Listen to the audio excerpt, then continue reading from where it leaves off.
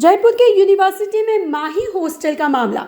सरकार पहुंची अनुसूचित जाति की छात्राओं के धरने पर वार्ता सफल, मांगे मानी, धरना समाप्त।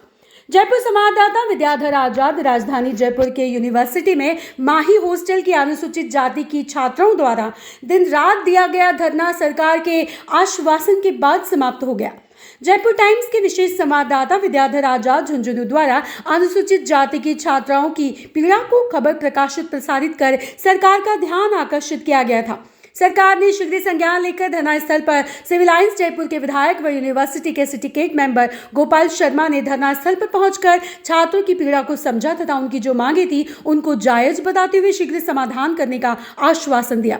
पीड़ित छात्रा पूजा बेरवाल नम्रता सिंह ने बताया कि हमारी दो प्रमुख मांगे थी, जिसमें वर्तमान में हॉस्टल की वार्डन को हटाने तथा अनुसूचित जाति की जगह अन्य कैटेगरी की छात्राओं को हमारे हॉस्टल से अन्य जगह शिफ्ट कर दिया जाए तथा जो अनुसूचित जाति की छात्राएं वंचित पात्र हैं उनको हॉस्टल में जगह दी जाए। और ये मांग विधायक गोपाल शर्मा ने शीघ्र पूरी करने का आश्वासन दिया है। उन्होंने हमारे को 2 दिन का समय दिया है। अगर यह मांगे नहीं पूरी हुई तो सभी छात्राएं फिर से आंदोलनात्मक कदम उठाएंगी। सर, तो तब तक ये इंटरफेयर ना करें ना हॉस्टल मैटर्स में। हम आज यहाँ से चले जाते हैं और ये फिर हमें इसके बाद में अगर कोई, जब तक मेरा जवाब नहीं आता है, किसी भी तरह का इंटरफेरेंस, किसी भी तरह का धमकाना, किसी भी तरह का हस्तक्षेप, किसी को बुला करके और अलग से कोई बात करना, हाँ जी सर, बस अंदर फोन करना, ये सब बिल्कुल नहीं चलेगा।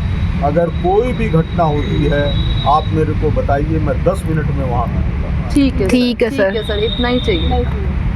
किसी भी तरह का कोई ऐसा हस्तक्षेप नहीं होगा जो एक मनुष्य की मनुष्यता को चुनौती देता हो। बिल्कुल, हाँ सर।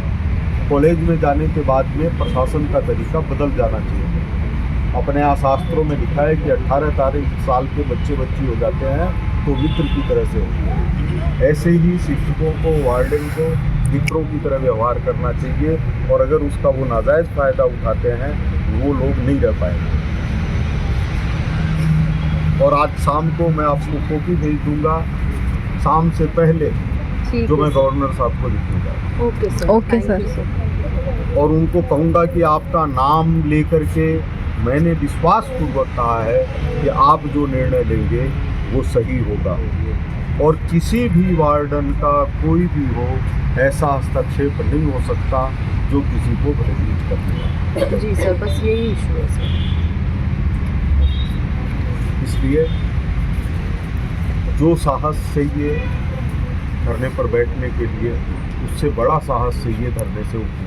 बिल्कुल सर। वो अपने अन्ना हजारे बैठ गए, हाँ जी। उनको एक महीना लग गया कि क्या रास्ता निकालो, क्या रास्ता निकालो। सर, हमें आप नहीं आते तो हमें भी यही लगता, उससे बड़ा धरना हो जाता। और फिर क्या हुआ कि अन्ना साहब को दिक्कत ये हो गई कि फिर किसको बुला करके तोड़वाए और फिर कहाँ चले गए आज कोई नहीं पूछ रहा है। कोई नहीं। तो इसलिए जो मैंने याद दिलाया ना आपको महात्मा गांधी का, अनुकूल जगह अनुकूल कह दीजिए कि अगर ये नहीं होगा इस तरह का तो हम सबके सामने कह सकती हैं, किसी कार्यक्रम में भी कह सकते हैं कि हमको ये तकलीफ हो रही है। बिल्कुल। क्या स्थिति होगी। और मुझे लगता है कि कुलपति महोदया आपकी भावनाओं से सहमत होंगे। मैंने यहाँ आने से पहले भी उनका फोन आया था और मैंने उनको बताया था कि मैं जा रहा हूँ उनकी गायब हुआ। तो इसलिए गोविंद देव जी की नगरी है, भगवान का नाम लीजिए, हॉस्टलों में जाइए और कोई अगर अनावश्यक हस्तक्षेप करता है, हाँ जी सर, तुरंत देखिए। ठीक है सर। ठीक है। Thank you sir, thank you so much sir.